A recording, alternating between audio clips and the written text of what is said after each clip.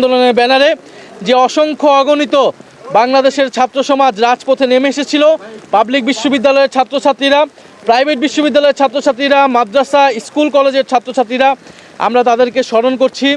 আমরা স্মরণ করছি শ্রমিক ভাই বোনেরা, নিম্নবিত্ত শ্রেণীর মানুষেরা যারা জুলাই গণ অভ্যুত্থানে নেমে জীবন দিয়ে এই গণ অভ্যুত্থানকে সফলকাম করেছিল। এবং আমরা স্মরণ করছি আমাদের নারী সমাজকে, আমরা স্মরণ করছি আমাদের পেশাজীবী যারা শিক্ষক, আমাদের যারা শিক্ষক, অভিভাবক, সাংস্কৃতিক কর্মী, আমাদের আলেম সমাজ, আমাদের সাংবাদিক ভাই বোনেরা, আইনজীবী সহ যারা বিভিন্ন পেশাজীবীর মানুষেরা এই গণ অভ্যুত্থানে নেমে এসেছিল। এবং আমরা স্মরণ করছি আমাদের প্রবাসী ভাই বোনেরা যারা পৃথিবীর বিভিন্ন প্রান্তে, মধ্যপ্রাচ্য সহ পৃথিবীর বিভিন্ন প্রান্তে যারা আন্দোলন করেছিল। বাংলাদেশি এবং বাংলাদেশের বাইরে বিদেশি অনেক বন্ধুরা আমাদেরকে সহযোগিতা করেছিল, বিভিন্ন বিশ্ববিদ্যালয়ের ছাত্রছাত্রীরা। আমরা স্মরণ করছি যারা সাবেক সেনাবাহিনীর যারা তরুণ কর্মরত অফিসাররা যারা জুলাই গণ অভ্যুত্থানে প্রত্যক্ষ এবং পরোক্ষভাবে সহযোগিতা করেছেন। আমরা তাদেরকে স্মরণ করছি। জুলাই গণ অভ্যুত্থানে যারা যেখান থেকে আমাদেরকে এই গণ অভ্যুত্থানে অংশ নিয়েছেন, সহযোগিতা করেছেন, আমরা তাদেরকে স্মরণ করছি। জুলাই গণ অভ্যুত্থানের 2 বছর হয়েছে।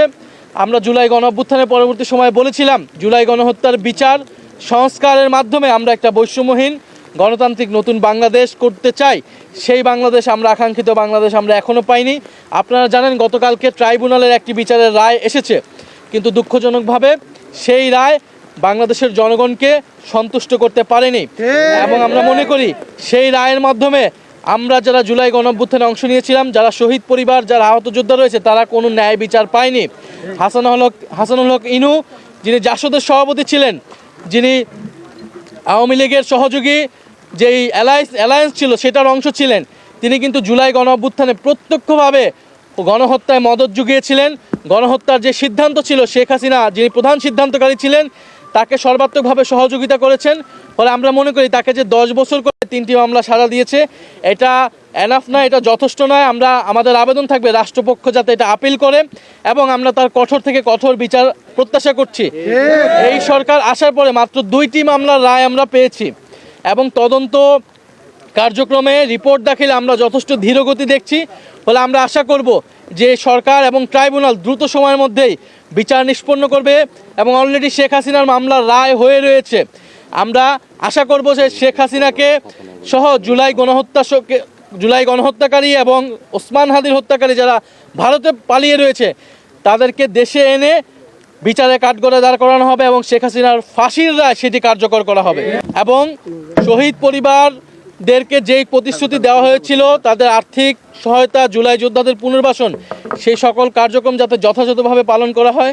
আমরা যে কবরস্থানগুলো আজকে আসলাম, এবং সারা বাংলাদেশে যে কবরস্থানের সংরক্ষণ করার একটা পরিকল্পনা ইন্টারিম গভর্নমেন্টের সময় নেওয়া হয়েছিল, কিন্তু এই কর্মসূচিটা পালন করা হয়নি, এই কার্যক্রমটা পালন করা হয়নি। ফলে আমাদের দাবি থাকবে যাতে কবরস্থানগুলো সংরক্ষণ করা হয়। আর প্রিয় সাংবাদিক ভাই বোনেরা, আমাদের যে অন্যতম দাবি, আমরা যদি এই কয়টা কাজ আপাতত করতে পারি, ভাই বিদ্যুতের সমস্যা শহরে খুবই কম, এটাকে উঠাবেন না, আমি এটা সাক্ষী। গ্রাম অঞ্চলে কিন্তু কষ্টটা বেশি, কিন্তু আমরা একই দেশের নাগরিক। সরকার আন্তরিকভাবে চেষ্টা করছে বিদ্যুৎ সমস্যার সমাধান করার জন্য। ওই সংসদের বিবৃতি বাদ দেন, বাস্তবতায় চলে যায়। সেটা আমাদের সবার সমস্যা, একদিনের না, দীর্ঘদিনের তৈরি সমস্যা। এগুলো সমাধানে কিন্তু একটু সময় লাগবে, সময় দিতে হবে।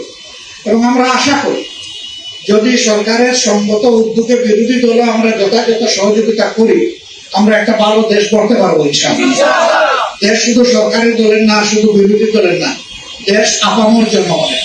আমরা আপনাদের চৌকিদার, পাহারাদার, এর বেশি কিছু না। আপনাদের জীবন, সম্পদ এবং ইজ্জতের আমরা হচ্ছে পাহারাদার। আমরা এই পাহারাদারিটা করতে চাই। আর আমি একটু মাপ চাচ্ছি, মাননীয় প্রধানমন্ত্রী যেমন সারা দেশের দায়িত্ব পালন করেন, ঠিক আমার উপরেও বিরোধী দলীয় নেতা হিসেবে এইরকমই কাছাকাছি একটা দায়িত্ব, যার কারণে প্রতিদিন আমার পক্ষে আপনাদের কাছে আসা সম্ভব হয় না। যদিও আমার মন চায়, অন্তর চায়, অনুভব করি, কিন্তু যখনই সময় পাই আমি চলে আসি আপনাদের কাছে।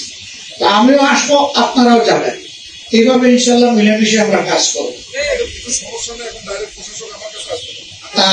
হ্যাঁ, আর কিছু কিছু ব্যাপার নিয়ে আপনারা সরাসরি মাননীয় প্রতিমন্ত্রী অ্যাক্সেস দিয়েছেন, আপনারা তাকে রিচ করবেন ইনশাআল্লাহ।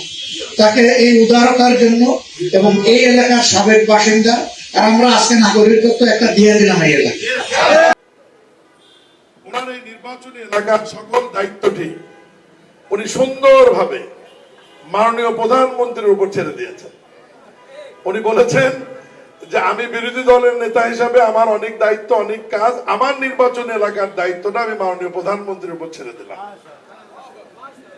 এরপরেই পরশুদিন মাননীয় প্রধানমন্ত্রী আমাকে ডেকে, যেহেতু স্থানীয় সরকার মন্ত্রণালয়ের অনেক গুরুত্বপূর্ণ বিষয় আছে আপনাদের এলাকার উন্নয়নের সাথে, উনি আমাকে আলাদাভাবে অনুশাসন জারি করেছেন যে বিরোধী দলের নেতার সঙ্গে সাক্ষাৎ করে ওনার নির্বাচন এলাকায় গিয়ে মানুষের কি দাবি, ওনার কি চাহিদা, এগুলো আমাদের সীমাবদ্ধতার মধ্যে থেকে আস্তে আস্তে বাস্তবায়ন করবার জন্য। এবং আমি ওনার সাথে পরশুদিন সাক্ষাৎ করেছি, উনি আজকে আমাদেরকে সময় দিয়েছেন। আমি কিন্তু ফুল টিম নিয়ে এখানে আসছি। আমার একটু ভুল বোঝাবুঝি হয়েছে যে ওয়াসা এবং তিতাসের লোক আগে বললে হয়তো